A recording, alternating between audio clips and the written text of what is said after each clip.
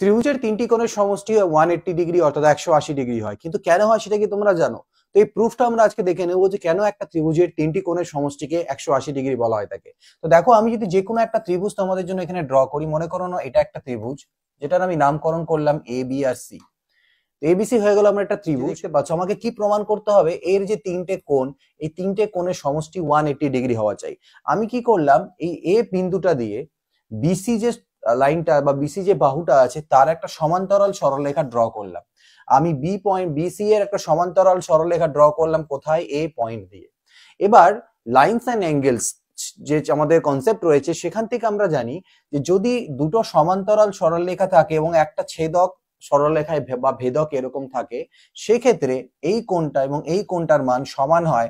এদেরকে একান্তর কোণ বা অল্টারনেট অ্যাঙ্গেল বলা হয়ে থাকে। ঠিক একই রকম ভাবে এইটাও তো ওর ভেদক, তাহলে সেই ক্ষেত্রে এই কোণটা এবং এই কোণটার মানও সমান হবে। অর্থাৎ আমি দেখতে পাচ্ছি এইখানে এই পার্টিকুলার কোণটা এর সাথে, অর্থাৎ এটার নাম যদি বি হয় তাহলে এই কোণটাকে আমি বি নাম দিতে পারি, এই কোণটা যদি সি হয় তাহলে এই কোণটাকে আমি সি নাম দিতে পারি। তাহলে এখানে যে টপে আমি একটা পেলাম, অর্থাৎ এটা যদি ইএফ নামকরণ করি, তাহলে ইএএফ একটা আমি সরল রেখা পাচ্ছি। আর সরল রেখার যে কোণ হয় বা সরল কোণ যাকে বলা হয় সেটা কত ডিগ্রি হয়? 180 ডিগ্রি হয়। অর্থাৎ এখানে এই টোটাল কোণটা তৈরি হলো কি কি অ্যাড করে? বি অ্যাড করে, এ অ্যাড করে আর সি অ্যাড করে।